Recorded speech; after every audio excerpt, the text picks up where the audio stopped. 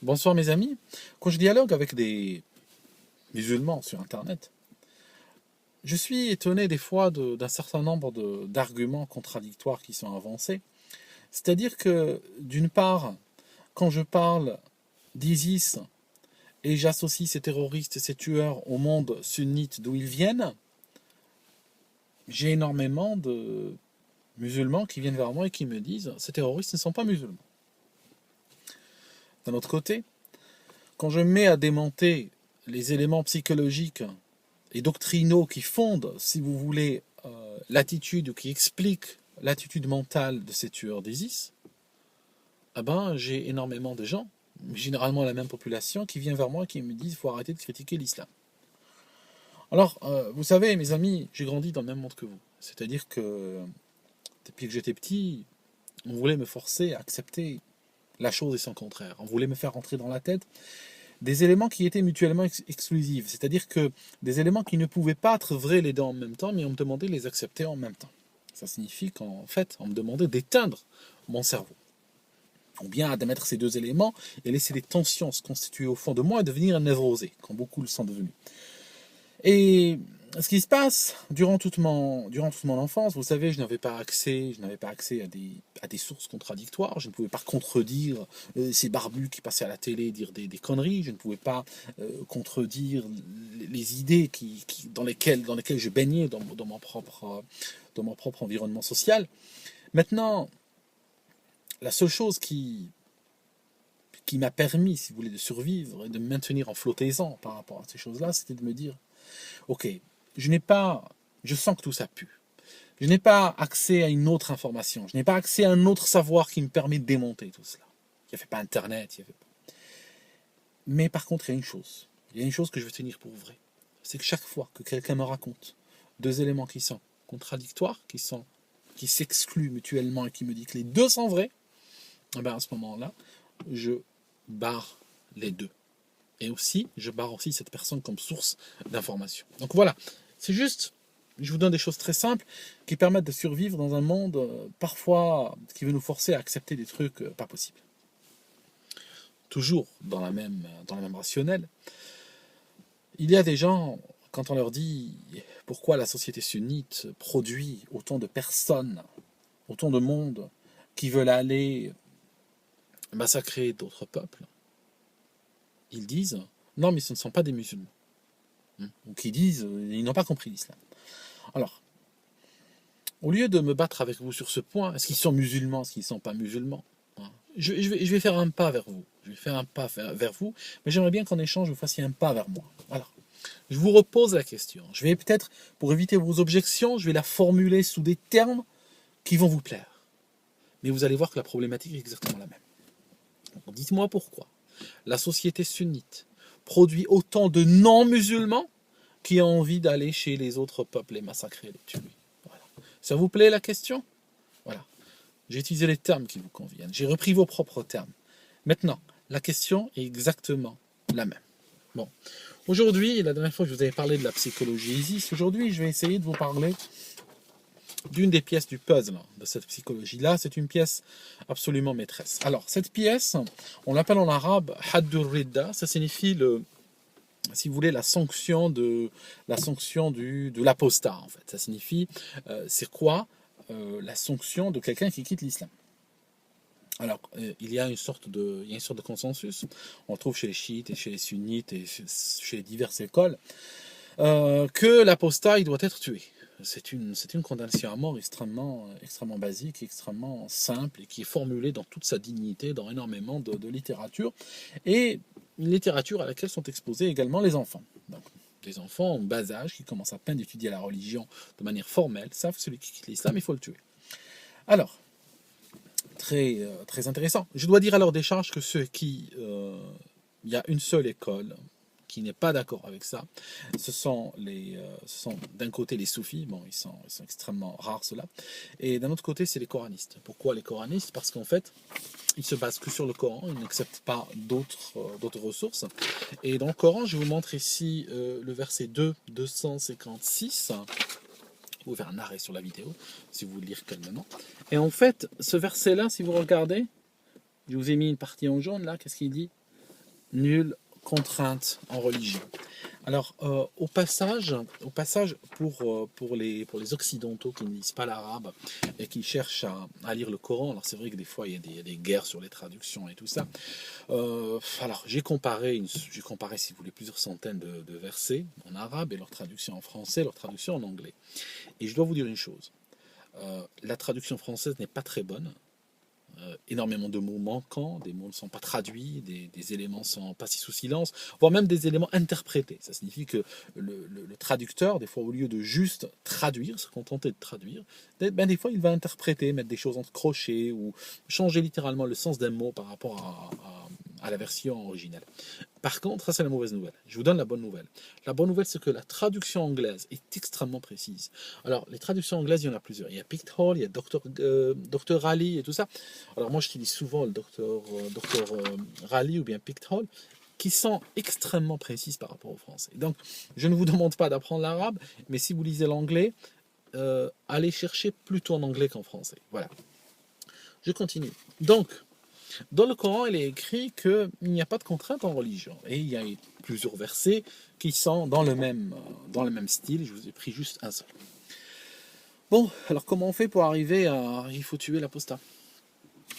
Alors, il y a un hadith qu'on trouve dans le fameux livre de Bukhari. Alors, il faut dire que les chiites arrivent exactement à la même conclusion qu'il faut tuer l'apostat, alors qu'eux ne croient pas au livre de Bukhari. Pour eux, Bukhari est un des plus grands menteurs de l'islam, hein, juste pour vous situer. Alors, c'est le hadith 6524. 6524. Je vous montre juste le début. Alors, c'est un hadith qui dit... Grosso modo, il y a un tel, d'après Abu Na'man, c'est quelqu'un qui est cité fréquemment par le Bukhari, d'après un tel, en fait, c'est toujours les hadiths, c'est toujours des choses que, le plus souvent, c'est ce que le prophète a dit, mais c'est raconté d'après un tel. Donc en fait, il y a une chaîne de transmission qui va le plus souvent de 3 personnes pour les plus courtes, jusqu'à 9 pour les plus longues. Donc on peut démontrer scientifiquement aujourd'hui que si on raconte quelque chose devant des personnes, même des personnes de bonne foi, et puis que chacune répète à l'autre, on peut démontrer scientifiquement que la parole n'est plus exactement la même que quand elle a commencé.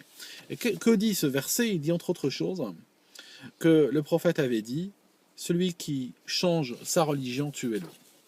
En fait, déjà, j'aime bien la formulation, parce que si on veut appliquer le hadith à la lettre, est-ce qu'on ne doit pas, en tant que bon sunnite, tu dois quand même appliquer le hadith à la lettre? Si on applique le hadith à la lettre, ça signifie qu'un chrétien qui se convertit à l'islam, il faut le tuer. Parce que le hadith dit, je vous le dis juste la parole en arabe, même baddala dinahu faqtuluh, celui qui change sa religion, tuez-le. Donc, un chrétien qui se convertit à l'islam, il faut le tuer, hein, n'est-ce pas? Non, alors si tu es contre ça, tu ne veux pas qu'on applique les hadiths. C'est que tu es en train de repousser la parole de ton prophète. Hein, d'accord? Tu comprends? Il faut s'élever au-dessus du dogme, au-dessus de ces choses qu'on nous a racontées quand on était petit. Tu comprends? J'étais victime des mêmes conneries que toi. Hein, tu comprends? Hein, personne n'est mieux que l'autre. Alors, maintenant, qu'est-ce que j'ai fait? J'ai fait un truc simple.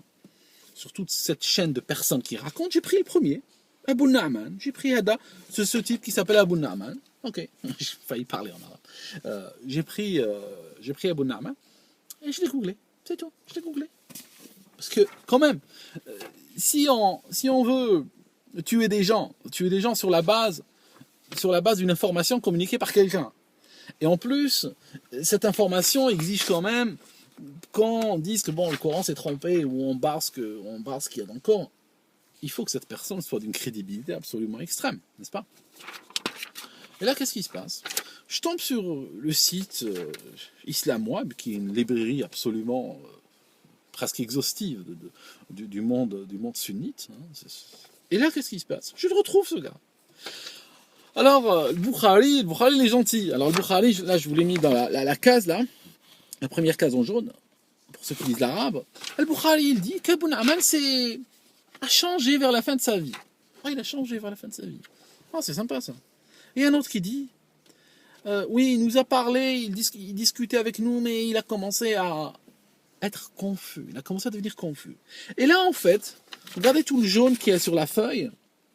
Ce sont des témoignages de personnes différentes disant que ce Abu Na'man, à une période de sa vie, vers la fin, il a commencé à il a commencé à devenir sénile, ou tordu, ou taré, ou ce que vous voulez. D'accord? Comme j'ai besoin de lumière, je vais être obligé de bouger. J'arrive, je prends une pause.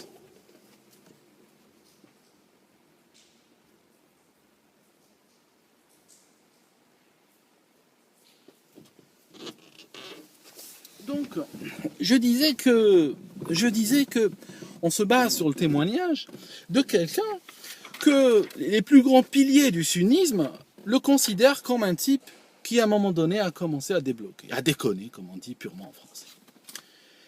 Alors, je continue. Pourquoi cet élément-là, pourquoi cette condamnation-là est extrêmement grave? Je vais vous dire pourquoi. Vous savez, si par exemple tu ne joues pas aux échecs et puis je t'explique les échecs, le jeu d'échecs, tu comprends bien que tu vas retenir quoi, grosso modo? En une première explication, tu vas retenir que bon, il y a des pièces, des blanches, des noires qui bougent et puis qu'il y a des règles, chacune bouge d'une certaine manière. L'esprit humain, quand il est confronté à des, quand il est confronté à des informations, il a tendance à généraliser. Tu lui donnes une définition, il ne va pas la garder dans toute sa précision et toute sa dignité, mais il va avoir tendance on va dire, perdre un petit peu le point, devenir un peu flou dessus et la généraliser. D'accord? Ceci est d'autant plus vrai que la définition est compliquée, pardon, j'ai pris le jeu d'échecs, et ou bien que le cerveau est lui simple. Alors quand tu prends un enfant et tu l'exposes à une définition pareille, comme quoi celui qui change sa religion, il faut le tuer, l'enfant, sincèrement, il va comprendre une chose. Il va comprendre qu'on peut tuer des gens pour des raisons religieuses. Voilà. Ça, c'est un peu plus vague que la définition elle-même, qui est déjà extrêmement vague, mais qu'on peut tuer pour des raisons religieuses. Tu as déjà posé cette pièce du puzzle dans la tête d'un enfant. Alors, ce n'est pas tous ces enfants avec cette pièce qui vont se transformer en tueurs, mais une partie d'entre eux vont se transformer en tueurs une fois que d'autres pièces du puzzle et un autre cheminement psychologique va continuer. Bon. Je vais vous dire pourquoi cette définition-là a des conséquences extrêmement graves, qui sont d'autant plus graves chez les sunnites que chez les chiites. Je vais vous dire pourquoi. Bon, je vais rapidement sauter aux États-Unis. Pourquoi? Il y a des États qui condamnent à mort. Juste pour comparer condamnation à mort à condamnation à mort.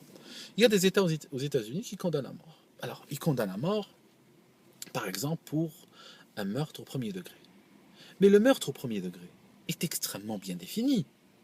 Quand vous allez voir, selon les États, certains États le définissent comme quoi il faut qu'il y ait préméditation, c'est une condition importante. D'autres, comme à Hawaï par exemple, il faut que l'assassin tue plusieurs personnes. Et à ce moment-là, chacun des meurtres devient un meurtre au premier degré. D'autres, par exemple, beaucoup de ceux-là définissent comme étant un meurtre qui a été commis qui a été commis de manière concomitante avec un autre crime. Par exemple, quelqu'un qui part pour violer une personne, et puis, in fine, tout ceci se termine par la mort de la personne, même si ce n'était pas prémédité, même si la mort n'était pas préméditée, nous sommes dans un meurtre au premier degré qui mérite la peine de mort dans énormément d'États américains. La personne est donc jugée, elle a droit à un appel, elle a droit à un conseil, un avocat. J'ai vu par exemple un type qui était condamné à mort et il ne voulait pas faire appel. Et puis le juge lui posait la question, est-ce que vous êtes sûr que vous ne voulez pas faire appel? Le gars il dit non. Est-ce que vous êtes conscient que le fait de ne pas faire appel résultera à votre mort? Oui. Est-ce que vous comprenez ce que je suis en train de dire? Oui. Est-ce que vous comprenez qu'une fois que vous êtes condamné à mort et la peine exécutée, vous êtes mort et que ceci est irréversible? Oui. Vous comprenez ce que je veux dire? Ça signifie qu'en fait, il y a énormément de barrières, énormément de garde-fous qui sont donnés tout le long. C'est pour ça d'ailleurs que des fois des gens passent 15 ans, 20 ans dans le couloir de la mort en train d'épuiser toutes les procédures judiciaires et administratives et tout ça. Et arrive à la fin, parmi les dernières cartouches tirées souvent par les avocats de la défense, c'est aller disputer la cruauté de la méthode d'exécution, en disant que c'est inusuellement cruel et qui va à l'encontre de la Constitution américaine. Et donc, le jour J, quand arrive le jour pour tuer la personne est mise sur ce brancard ou selon les différentes méthodes. Elle a le droit à un dernier repas, elle a le droit à une dernière parole, elle est exécutée, et puis elle est enterrée. La personne n'est pas égorgée, on ne donne pas son corps à la foule, qu'il tire derrière des voitures et sort ses intestins et joue avec. Pourtant, ce que je suis en train de vous dire, je suis en train de vous parler de gens qui ont commis des horreurs sans nom, ce sont des gens qui ont massacré des fois des familles entières, qui ont tué des enfants et tout ça. Mais la société est convaincue. La société, vous prenez au Texas par exemple, les gens sont absolument convaincus du bien fondé de la peine de mort. Ils ne discutent pas la peine de mort, ce n'est pas un problème pour eux. Par contre, il y a des garde-fous, il faut que ce soit par un procédé judiciaire, il faut que la personne soit respectée tout le long et faire en sorte que la mort soit la plus facile possible. Revenons maintenant à notre fameuse condamnation à mort ici. Alors, qui décide, qui juge la personne, on va dire? Qui va juger la personne? Qui va juger que quelqu'un est un apostat? Chez les chiites, il y a un clergé. Il y a un clergé extrêmement structuré, extrêmement puissant, auquel sont soumis tous les chiites. Donc, ça va nous servir quelque part de garde-fou, même si je trouve que cette condamnation est absolument abominable. Mais il y a une structure. Alors que c'est pour ça que vous allez rarement ou jamais trouver cette peine appliquée sous quelle forme que ce soit dans le monde chiite. Mais dans le monde sunnite, il n'y a pas de clergé. Il n'y a pas du tout de clergé. Alors c'est qui va appliquer ça? C'est qui va décider ça? C'est qui va juger? Ben voilà. Et là, je vous introduis au concept de justice peer-to-peer, de justice open source. Alors, ce qui se passe, c'est que... C'est quoi la définition d'un apostat? Ben, on ne sait pas. Hein, vous savez, ce type Abu Na'man, il était parti sur un délire à une époque de sa vie, il disait que la parole, quand on parle, c'est une création de Dieu. Hein, ce que je suis en train de dire maintenant, c'est pas moi qui suis en train de le dire, c'est pas ma création personnelle, c'est une création de Dieu. Il dit que celui qui nie ça, celui qui me dit que la parole humaine n'est pas une création divine, c'est que c'est un apostat. Bon, c'est un apostat, ce qui mérite d'être tué, hein, on est d'accord. Donc en fait, l'apostasie pouvait avoir une femme, on lui pique son taxi sous le nez dans une ville arabo-musulmane et elle va dire « Vous êtes tous des apostats ». Tu peux te disputer avec un épicier sur la date limite d'une boîte de conserve, hein, parce qu'elle est effacée, le chiffre, toi tu vois un 8, lui voit un 6, etc. Et il peut te traiter d'apostat à la fin de la conversation. Donc, dans le monde sunnite, l'apostasie est pratiquement une des cartes les plus distribuées. Très important. Pourtant, c'est une condamnation à mort. Quand on te donne l'apostasie, c'est comme dans la carte d'apostasie, c'est comme dans le livre L'île au trésor, c'est quand on te donne le papier avec un gros point noir au milieu. Hein. D'accord? C'est une condamnation à mort. Pourtant, elle est extrêmement bien distribuée. Ça explique pourquoi on arrive à ce nombre de morts dans les pays arabo-musulmans. Alors, définition extrêmement floue. Pas de définition. En fait, c'est laissé au bon jugement des gens. N'importe qui peut dire que celui-là, c'est un apostat. Alors, qui applique la peine? Puisqu'il n'y a pas de clergé, puisqu'il n'y a pas de justice religieuse, qui va appliquer ça? Un groupe de musulmans. Voilà, c'est pour ça que je vous disais, c'est la justice open source. Alors en fait, ça se passe comme ça. Un groupe de musulmans, Jama'at al-Muslimin en arabe, un groupe de musulmans sont assis en train de jouer aux cartes ou aux dominos, un truc comme ça. Et puis arrive dans leur discussion, une discussion de takfiri. Alors le takfirisme, c'est déclarer que les gens sont des apostats. Et ça, c'est extrêmement courant dans la nation sunnite. Alors, il déclare qu'un tel est un apostat. Voilà. Et donc, ils ont le droit, d'aller le tuer. Et ce qui se passe, c'est qu'aujourd'hui, on a atteint un niveau un peu plus élevé dans l'horreur. Ça signifie qu'on a décidé de faire, parce qu'on est en 2014, on a décidé d'aller un peu plus loin que ça. Donc, aujourd'hui, ce qui se passe, ils ont groupé 3 éléments. Ils ont groupé le sang, l'honneur, le bien. Alors, ça signifie que lorsque quelqu'un arrive sur lui une condamnation à mort, je peux vous dire le nombre de trucs pour lesquels on condamne à mort, hein, je peux vous en sortir. Pratiquement toute l'humanité peut être condamnée à mort pour un truc ou un autre. Hein, parce qu'il n'y a pas genre 3 mois avec sursis, etc. C'est que condamné à mort. Même les coups de fouet pour certains trucs, hein, quand tu regardes dans leur propre définition, quand ces coups de fouet sont donnés comme il faut, ils sont équivalents à une mort au fouet. Hein. Il y a des gens, au bout d'une quinzaine de coups de fouet, il y a déjà leurs poumons qui sont dehors. Alors, je continue. Donc, ces 3 éléments deviennent ce qu'ils appellent licites, deviennent halal. Son sang, ses biens et son honneur. Alors, ça veut dire quoi? Ça signifie qu'ils ont le droit d'aller le tuer, violer sa femme, et puis prendre sa maison, prendre son argent, prendre sa voiture.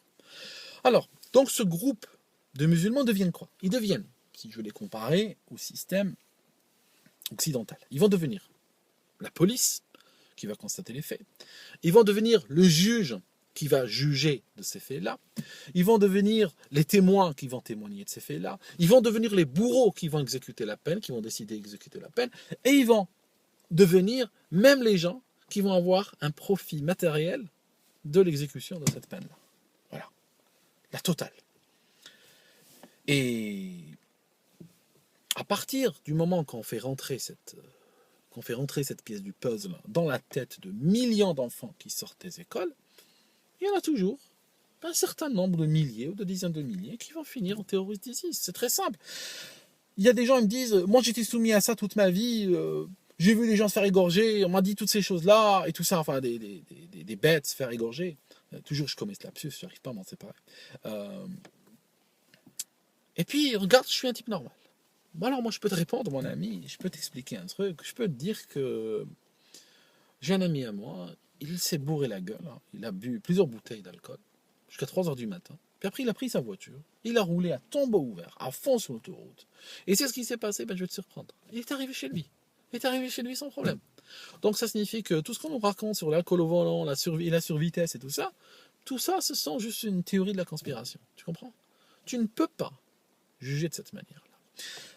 Moi, je n'ai pas à démontrer qu'une partie des gens élevés dans la religion sunnite deviennent des monstres assassins. Je n'ai pas à le démontrer. C'est pourquoi? Parce que c'est en 5 colonnes à la une. Ça, c'est vrai, ça s'étale partout. Donc, je n'ai pas à te démontrer que ça, que ça vient de chez vous, etc. Ça vient de chez vous. Ça vient vraiment. Donc je n'ai pas ce poids de la démonstration. Tu comprends? Donc tu n'as pas à me prendre, tu n'as pas à aller dans la rue, me prendre 100 personnes qui sont contre le terrorisme ou qui ne sont pas elles-mêmes terroristes et me dire, tu vois, il n'y a pas de problème. Je suis en train de te dire qu'il y a des phénomènes qui sont en train de transformer, j'ai pas dit tout le monde, mais qui sont en train de transformer une partie des gens qui sont dans la société sunnite en monstres. Et ça, c'est vrai. Et ça, tu es obligé de l'admettre. Et ça, ça se démontre tous les jours. D'accord? Ok? Donc, je n'ai pas à te démontrer ça. Ça, c'est la factualité. Ça, c'est les faits. Maintenant, moi, je suis en train de chercher à t'aider à comprendre d'où viennent ces éléments-là. D'accord? C'est tout. C'est très simple. Alors, il y a des gens, ils m'ont sorti, oui, mais tu sais, nous on égorge le mouton, mais chez les Français, ben eux, ils gavent des oies pour faire le foie gras. Alors écoute, je peux comprendre que des gens soient contre gavage des oies pour le foie gras et tout ça, et que ça puisse être constitué dans énormément de juridictions, c'est considéré comme un mauvais traitement sur les animaux. Ok? Jusque-là, on est d'accord. Problème. C'est que si on avait vu des Français partir par milliers, en Belgique par exemple, et prendre des Belges, et prendre des gavoirs, et les gaver de force pour les tuer, alors effectivement, là on aurait interpellé les Français pour leur dire, écoutez, votre pratique de gavage des oies, elle est en train de donner des trucs bizarres. Mais ceci n'arrive pas. Ceci n'existe pas. Cette chose-là n'existe pas. Donc un Français n'a pas besoin de me démontrer qu'il n'y a pas de Français qui sont en train de gaver des gens par la force pour les tuer. Donc ça signifie que je ne peux pas l'accuser de lui dire, écoute, tu es en train de commettre une cruauté ici qui est en train de se répercuter en tant que cruauté sur des humains. D'accord? Alors que le fait qu'on égorge des moutons devant des enfants, et qu'on laisse la bête, qu'on laisse ce mammifère se noyer dans son sang pendant plusieurs minutes. Et aujourd'hui, même il y a une nouvelle mode lancée cette année où ils commencent à mettre vous avez qu'à voir les photos qui circulent sur Internet, ils commencent même à prendre des bébés et les mettre à l'intérieur de carcasses fumantes d'animaux, ces bébés sont pleins de sang et tout ça. Je suis en train de te dire que c'est en train de se translater, c'est en train de se traduire sous forme d'assassinat prenant la même forme et dans son victime des humains. Et moi, je n'ai pas besoin de te démontrer que ceci arrive, parce que ceci arrive vraiment. Voilà, c'est tout ce que j'avais à dire aujourd'hui.